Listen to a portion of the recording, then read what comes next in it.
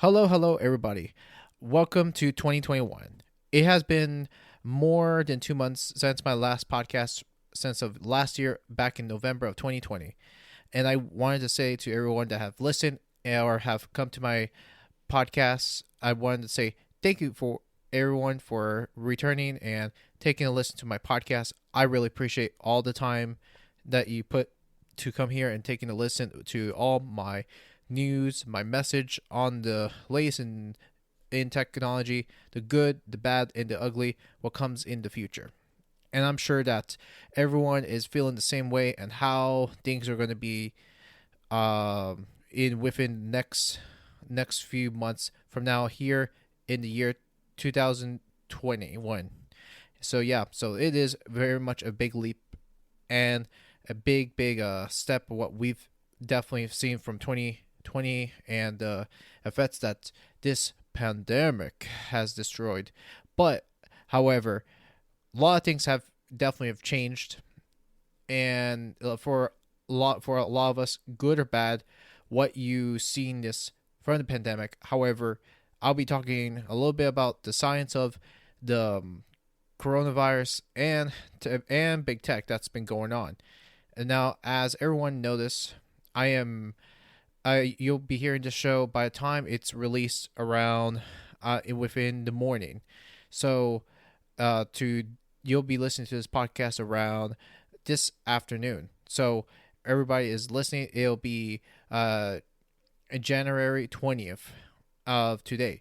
So, and before I begin, I want to just go ahead and take a quick stop by and let just mention you about a quick word of my sponsor, which is Zenni. And Zenni, I am wearing Zenni glasses right now. As I'm recording, I want to just go ahead and let you know that I love Zenni's because it helps my eyes. My eyes doesn't get strained while I'm doing work. And I think that's one of the best parts about having a Zenni glasses is if you don't have Zenni's, what are you doing? You're definitely working the computer for long hours or playing video games for long hours and not knowing that you're damaging your eyes with blue lights right in front of your face. And if I were you, I would go ahead and pick up some Zenni's.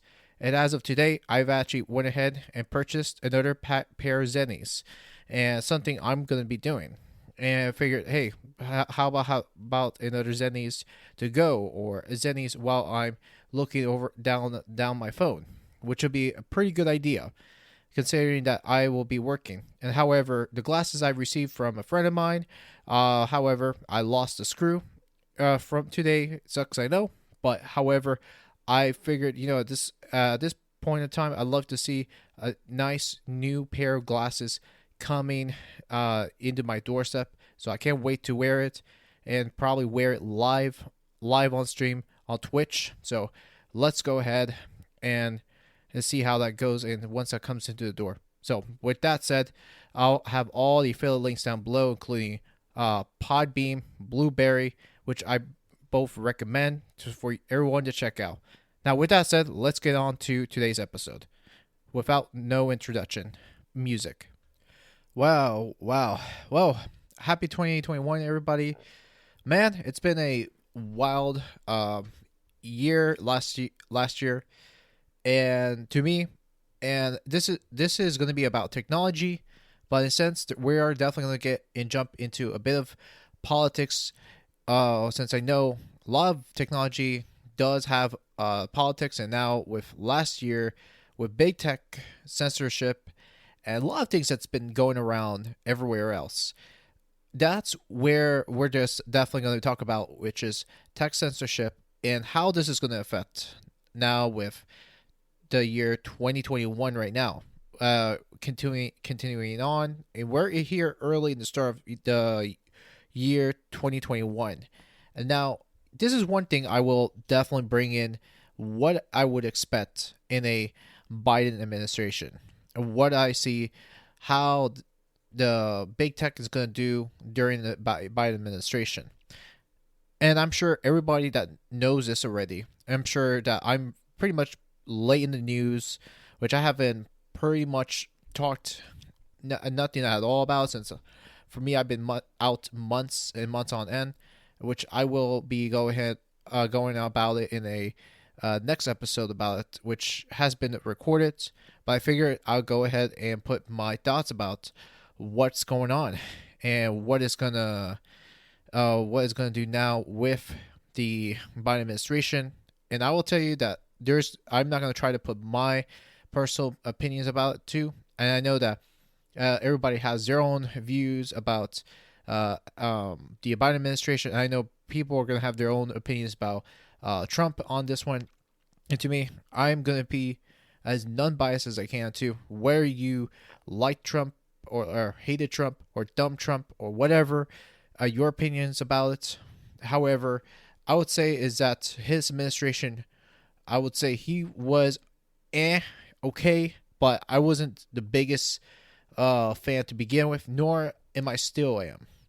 And however, I think he just to have some credit with some of Trump, there was no new wars. However, we still had soldiers up our own U.S. soldiers in the Middle East. Just to be fair, and to put it bluntly, is that's in a way a bit of respect. I would say that at least no new wars have been created, which is good. And right from the beginning of 2021, everybody was worried that we were going to have a new war. And all things were hell were going to break loose. But thankfully, not so much, which is, I'd say that was good. Really good that nothing had happened. But then what happened in March? The pandemic hit, and that's when things took a big toll for everybody. Jobs lost, everything like that as well. Now, however you guys see with his past things with Trump, and I know that there are some things that I liked about Trump and plenty of things I disagreed. And to me, what I can tell right there was that with everything going on, what your feelings and thoughts about the whole U.S. Political situation, I think the left, the right, gosh, just a clown show. It's just amazing how people are hypnotized with their telescreens and having the media tell them what to do, which is absolutely crazy where things are going to go. So, and for me, I'm just going to tell you a few things which, for me, like, for instance, the Trump administration didn't put the big regulations on tech, which I know there was big lawsuits with Facebook and with 48 states, and plus they've gone through a lot of trouble already, more than 10 times here in the courts. And with Zuckerberg, just sued 10 times with antitrust lawsuits. This tells you something about big tech, and with it's already been proven already with other sources and with the alternative media, even though not all of the stories are going to be correct with alternative media. One of the things you have to put down right there is that, yes, with big tech, Google, Facebook, Apple, and Twitter, and which they pretty much colluded around 2016. And just to be fair, there's been some things that's already been it's been proven and shown that it has happened. And so you look at the political situation over here in the United States too. It's definitely going to be a big switch with now big tech colluding with the Democrats, these so-called liberals right here too. Though I am trying my best not to get into a big of a bias, but however, that's how things are going to definitely be played out. And the way I see with big tech going with the new administration, and with right there, where I can see if big tech should or should not be regulated, that's going to be a conversation for a future episode right there. So one of the future predictions I will say, coming from the Biden administration, where this is going to go. And for instance, I don't think there's going to be big regulation in big tech, though. As far as the Republican side, I think they would have had wanted to regulate what they could have had done, though that may not be a big or popular opinion to many. I will say is that this is something that I think some people wanted to, because the big tech monopolies already have way too much power that they have to. And so that's one thing I already see on my top one why I think uh, this is going to be a very easy down the road of lenient but no big regulations on big tech like those guys that I've just mentioned.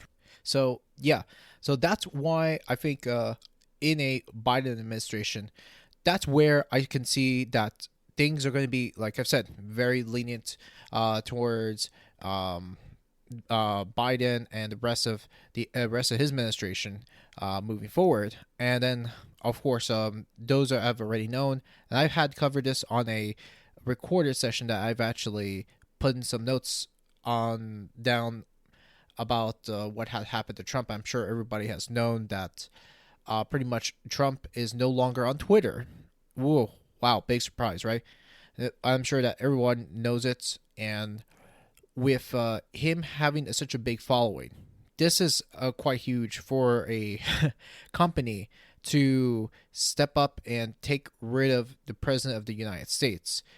And to me, and this is something that have happened when he was still in office, technically still in office, and this is something that no company would have taken down a leader of the United States to do that. But however, with that said, that is a huge deal. Having someone to cut him off a platform that he used to communicate to the public and his followers.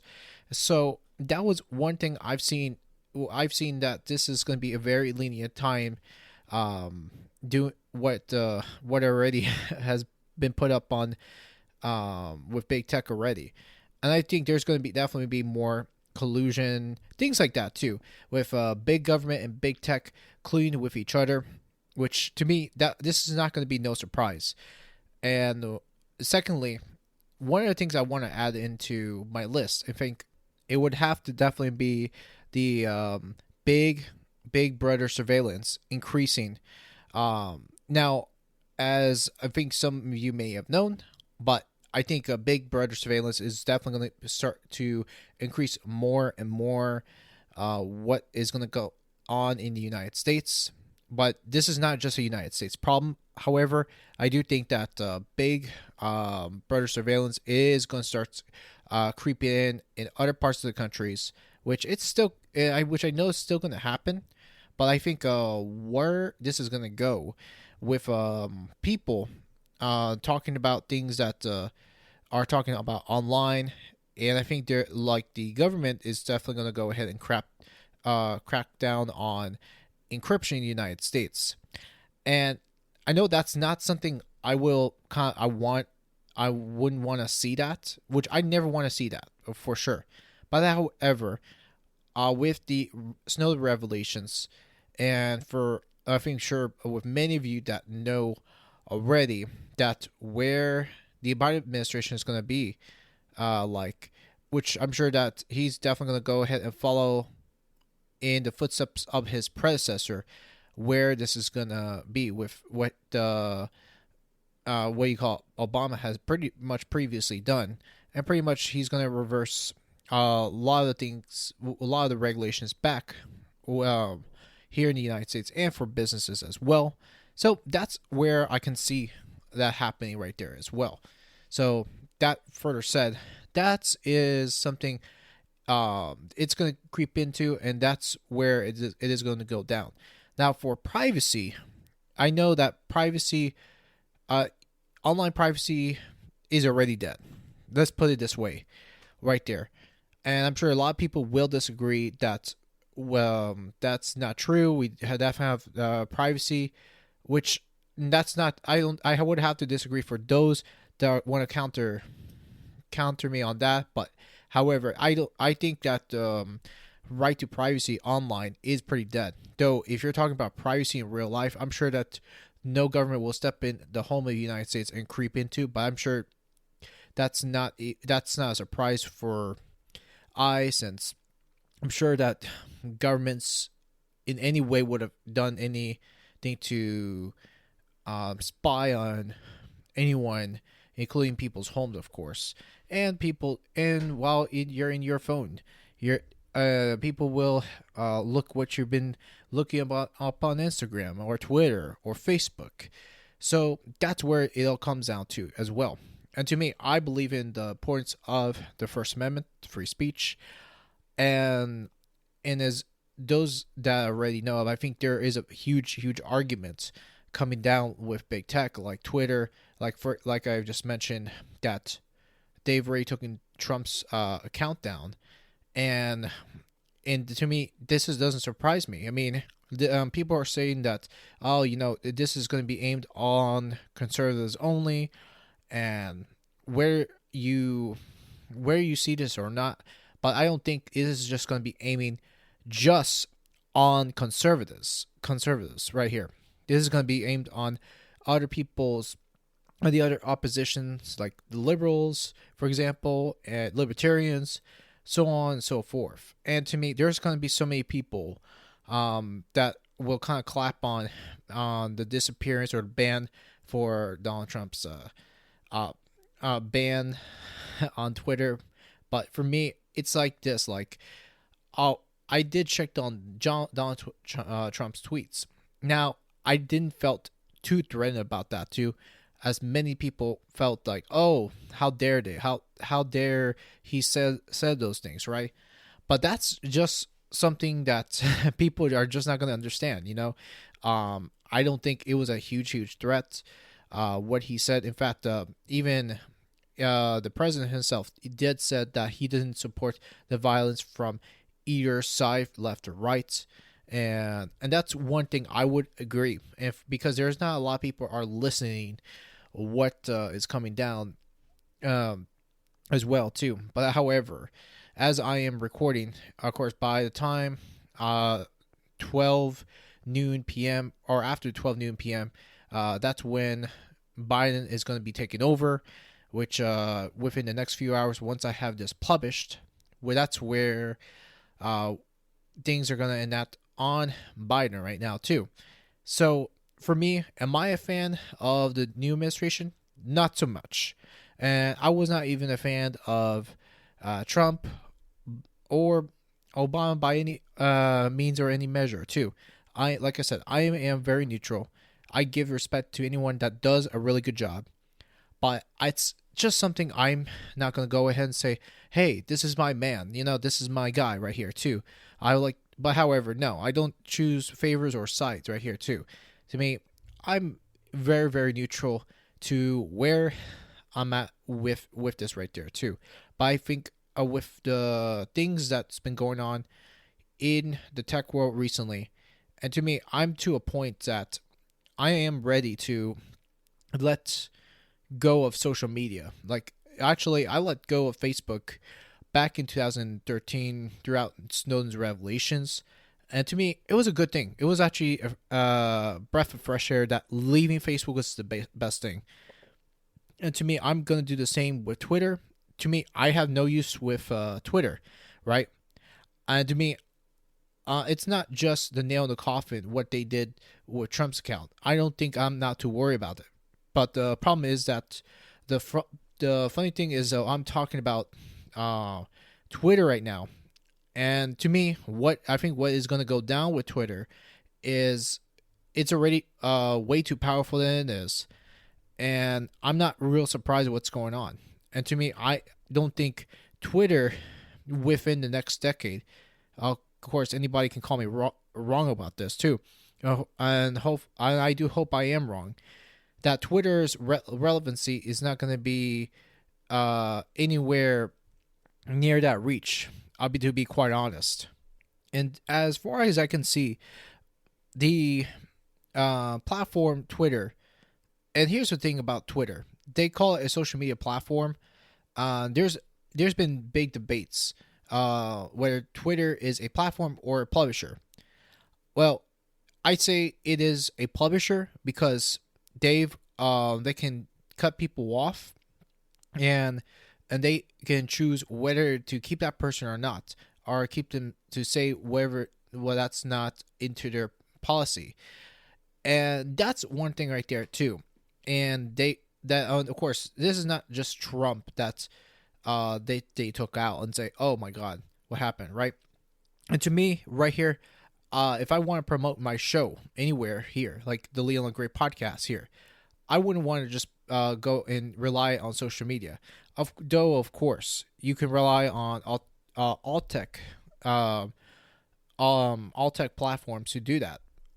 I just don't think Twitter and Facebook are the only kids in town, you know, or the only, the only kids in town. Which to me, there are other alternatives out there to that. For me, the way I see it, right there too, and that's where I kind of find where this is going to go with these platforms, and also YouTube as well. On YouTube's relevancy, it's not going to be as big what it once was. And I know there are still billions of people. And to me, I haven't deleted my YouTube account for several reasons, because I've actually have doing some business on YouTube as well, publishing publishing the videos over on YouTube, because there's still people watching stuff on YouTube, and people are still there, you know, of course. Now, where I see the platform right here is that for creators, they're still gonna get screwed. They're not gonna be making as much in Google's AdSense, where I can see this happening right there. So to me, you're not gonna get money or any big incentives publishing just on Google. This is where I think people still continue to rely on the big Google machine. And that's where it is quite dangerous to rely on just Google. And you don't want to do that. And to me, I already have platforms like Library, Rumble. I just registered an account on Rumble, where to me, I want to start relying on small innovations, small tech, other than big tech like the Googles of the world or the Apples of the world, right? To me, I just don't want to do that. And that is just right there is a recipe of disaster. Relying all your eggs in one basket. And this is for me, I've already seen what the platform has evolved into already. And of course, I've grown up with YouTube throughout my teenage years. I've seen what the platform has become.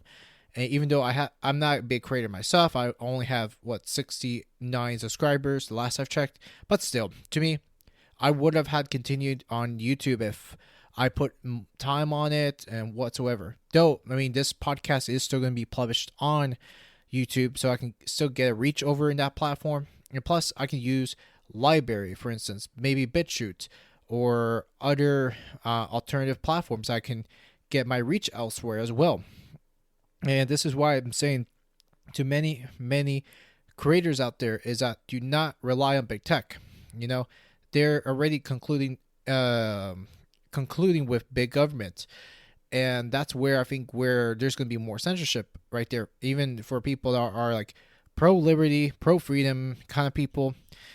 Google does not want that kind of thing right there too. But I'm not just saying just pro liberty, pro patriot kind of content, right?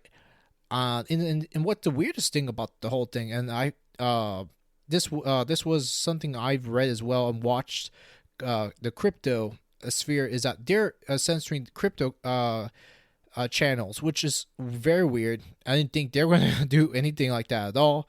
I guess at this point, there's nothing that they can stop.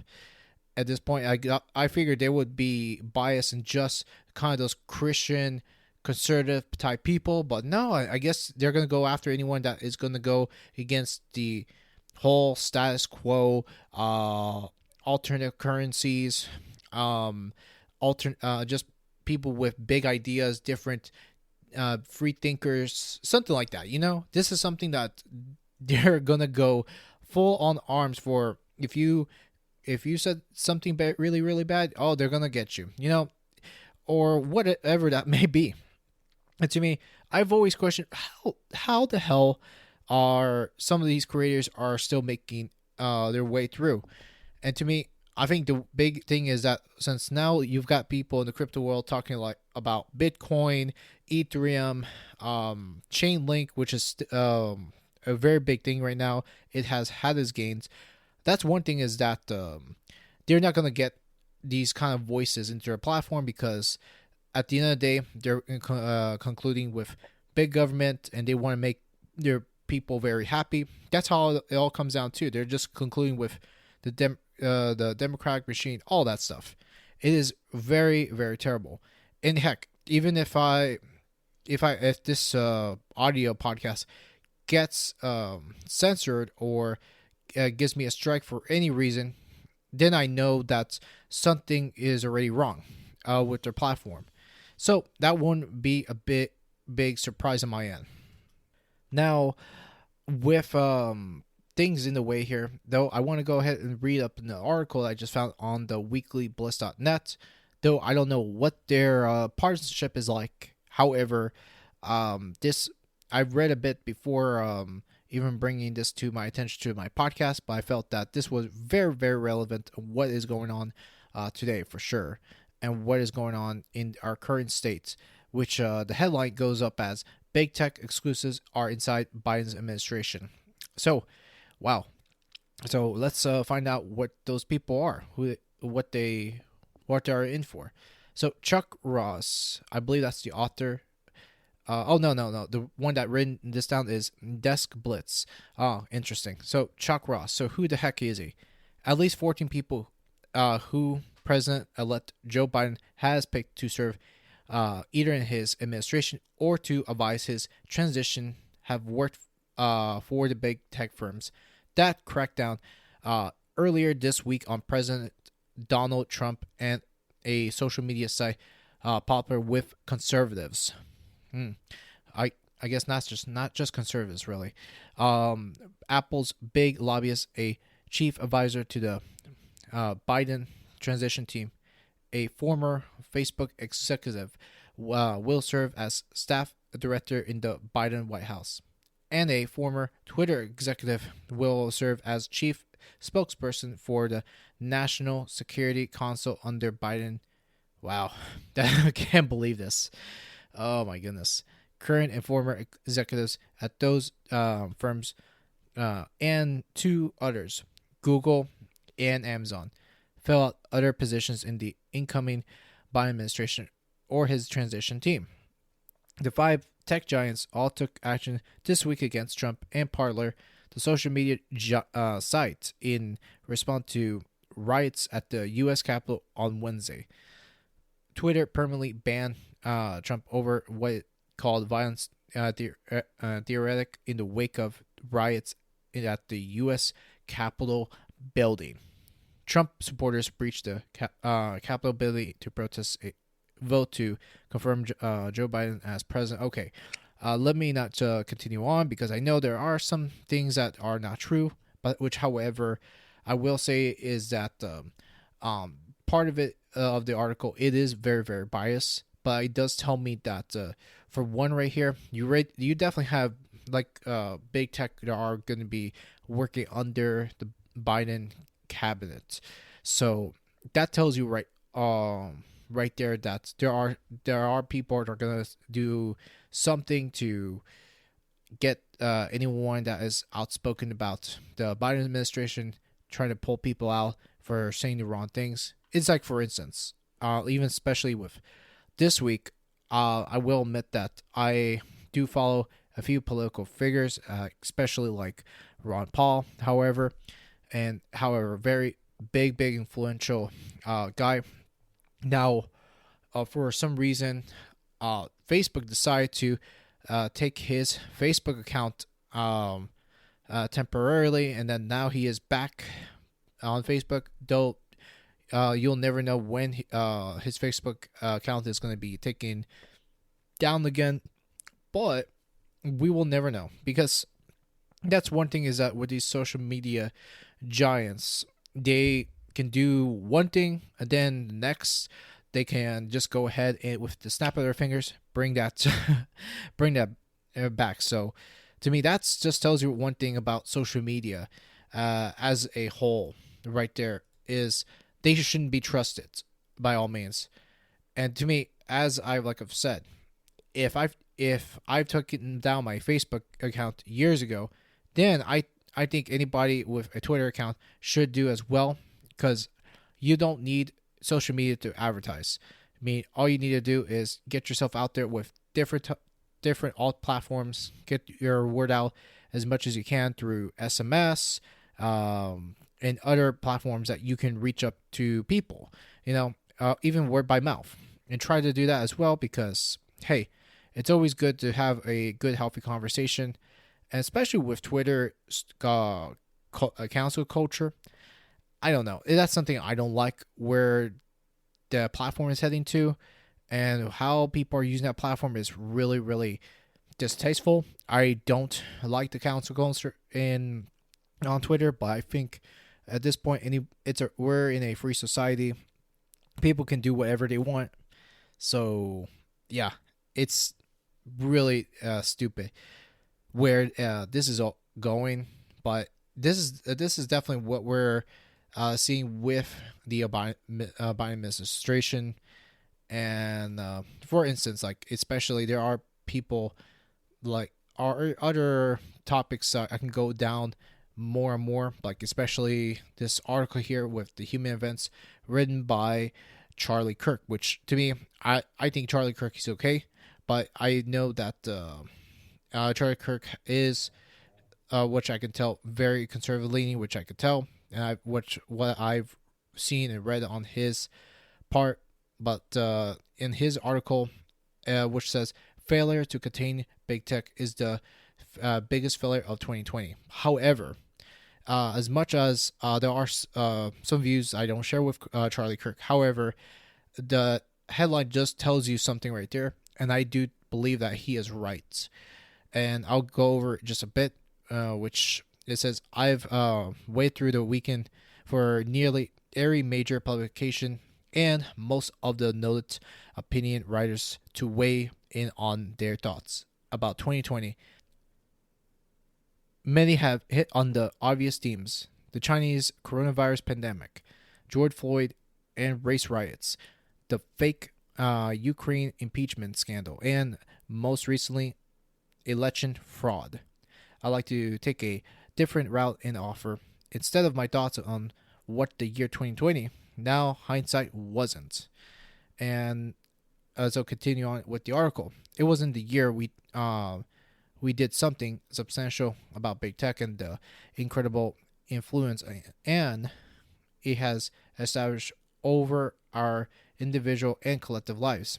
My friend, Senator Ted Cruz, said in an interview on Saturday while he was campaigning on the Senate race down in Georgia, races where Facebook recently disabled the Republican fund raising pages, that Google was the most dangerous company on the face of the planet. He said out Google because it's the biggest by far. It is the most powerful by far. It controls the vast majority of searches people do. And I will actually have to agree with Ted on this one, Ted Cruz. And this actually article has some good points right there too. Even though, yes, there are definitely bias with big tech on the right there too. I don't know if I've ever seen anyone on the left being censored though.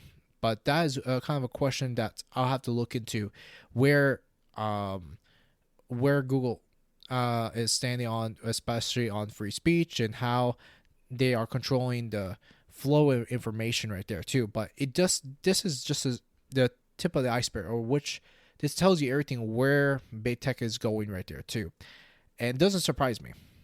And I know for one thing, going down and ending my podcast in this conclusion right here, I do think that we definitely have to work on ourselves on decentralization and spreading ourselves far and wide, what we're going to be doing, because this is something that we're definitely in a serious roads, and people cannot just rely on one single platform.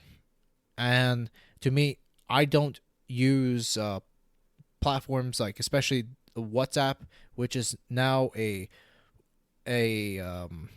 application controlled by Facebook, Messenger, a Facebook product, and what else I'm thinking. I can't take this off my head, but oh yeah, Instagram, which is a photo sharing site owned by Facebook as well. I mean, as you can tell, this is definitely a big monopoly, a very huge monopoly as well. And this is where I always tell people, do not stay in one single platform. And that's why me and a friend of mine that's been working on the blog, Bots on the Go dot XYZ, is spreading ourselves far wide. We're not just reliant on just YouTube. We're putting ourselves out there like Minds, LBRY/Odyssey, Rumble.com, you name it. And in fact, Rumble right now, especially how much it is growing. To me, I think Rumble is definitely going to be the answer. And Library, with its features of decentralization, that's where I think this is where it's going to have to go. This is going to be the answer to most of these big tech issues. And however, one thing I think people will have to look into is get off of WhatsApp, because I used WhatsApp in the early days before it was actually bought off from Facebook actually. And no more that I went ahead and continued on that platform. No mas. That's where I just said, enough. I'm not going to give my data the rest of Facebook. And why the hell should I?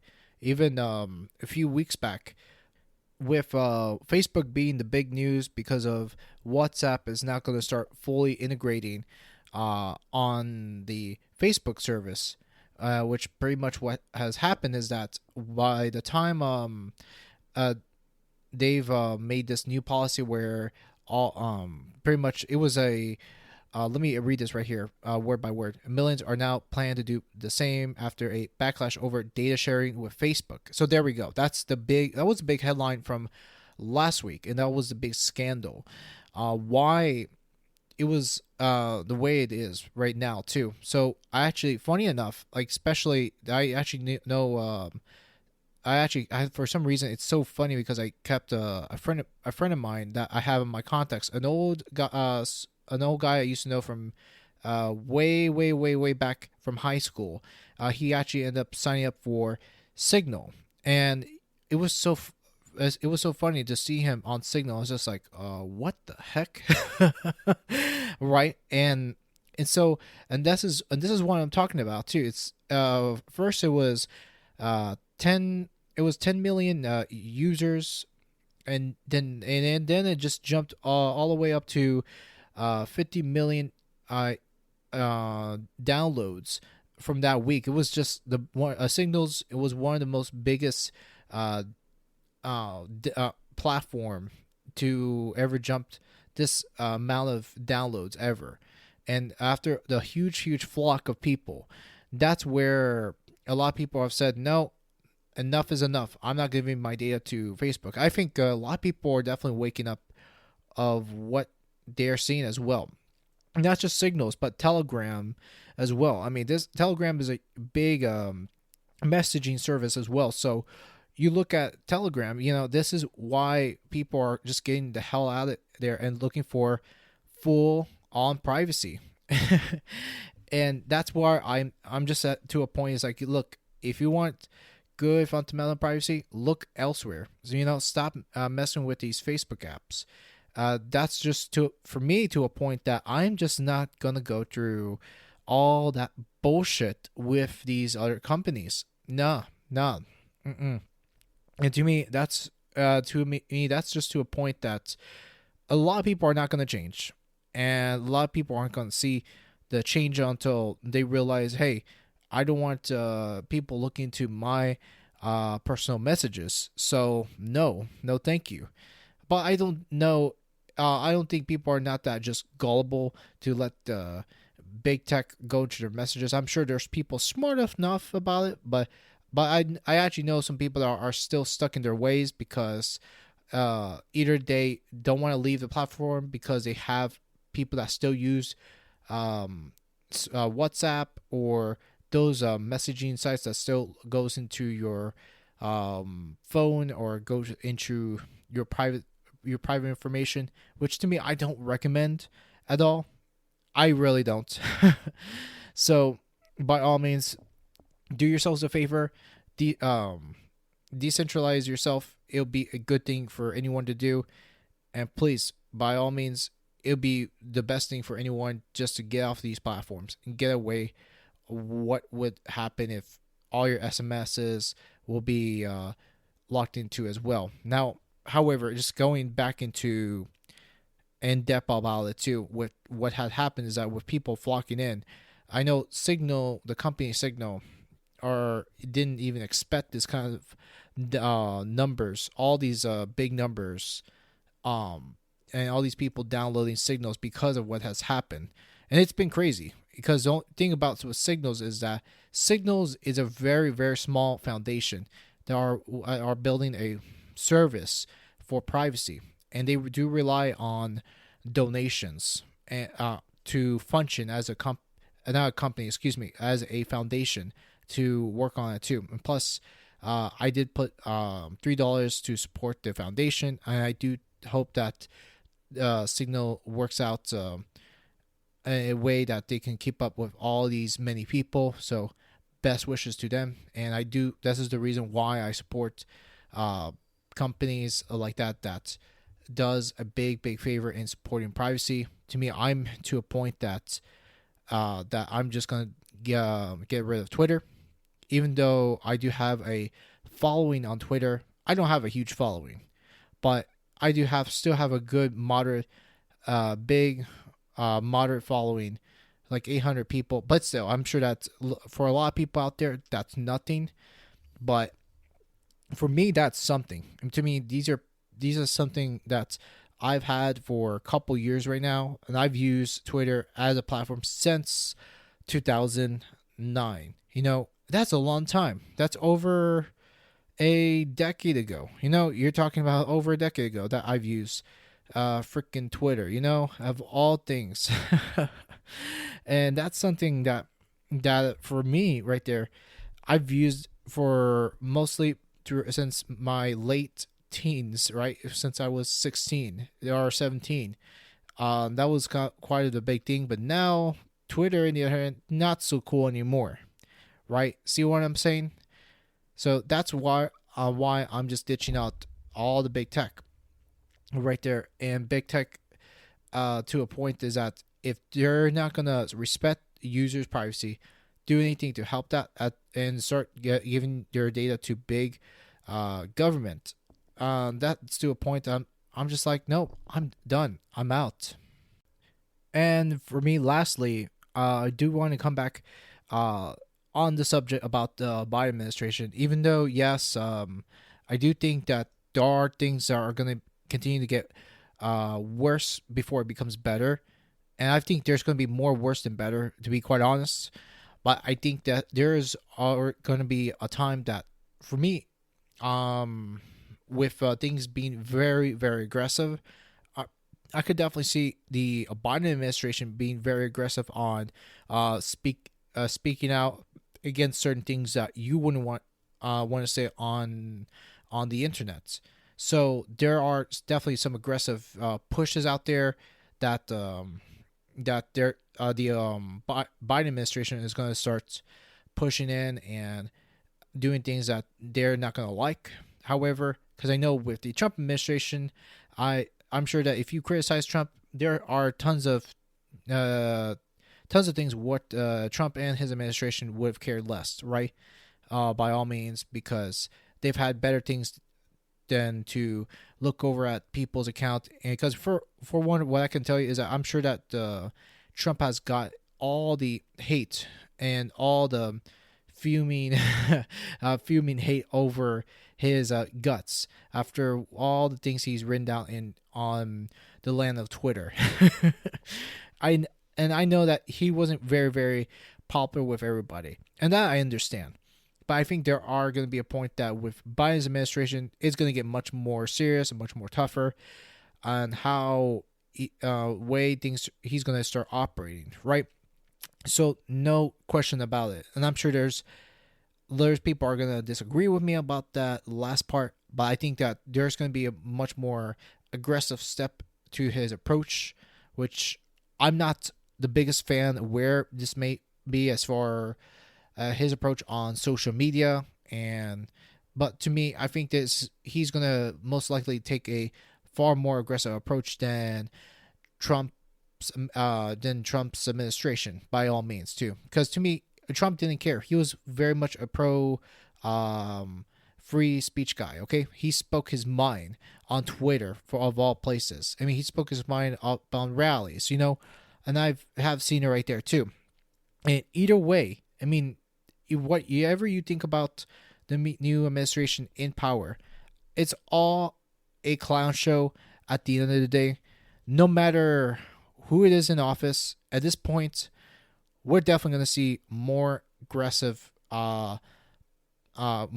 tactics in the Biden's in his cabinet, and all things we're going to be seeing, especially the arguments between the pro-maskers and the anti-maskers. And so, and I know that's going to be very controversial things, and still is. And why I say that is that, for one, he's definitely going to have to put more policy about how he's going to say, well, look, we need to take this coronavirus much more seriously. And I think the anti-maskers are definitely going to get hit real hard if you question about certain things that you question about that too. And I know that there's tons of scientists that have definitely debunked about how this virus isn't as bad, especially in the people in Italy. They're already are just saying enough is enough, and people want to go out, people want to get outside and do stuff, which I agree. What is it there for those people to stay in homes all the time? That doesn't work. That doesn't solve a damn thing. Very honestly, too. So I think this is something like why I am gonna see Biden's approach being very, very aggressive as far as people speaking against him, and who knows? And I might be wrong. I'm sure that there are certain things that he may not have. Parts of me are saying it may not be as bad, but at the same rate, I'm sure that Biden definitely wants to take credit for battling the coronavirus, but which at the end of the day, you cannot win against a invincible virus. To me, where I can see the coronavirus, it does have its similarities to the flu. This is all just pretty much a flu, basically. Nothing else. But with that said right there too, I'm going to go ahead and end this right here. What do you think about the whole charade and where this is going to go down with the battle of free speech, the battle of liberty, and what is going on too? For me, I say that with things hitting the fan on the wall and the United States coming closer and closer to authoritarianism on it, and this is my personal view on it too, but I don't think nothing will ever gonna change for that fact in the matter too. All we do need is decentralization and get ourselves out of the big tech world. Get ourselves out completely too and hang these people up. Right down and simple. With that said, thank you so much for taking a listen to the Leland Gray podcast. If you enjoyed this episode, please put your reviews down and put your insights on why you think what's going to happen with the world big tech and what they're going to do in the Biden administration. What is your opinions on it? Love to hear from you all. But that said, thank you so much. You guys have a great rest of the day. Ciao for now.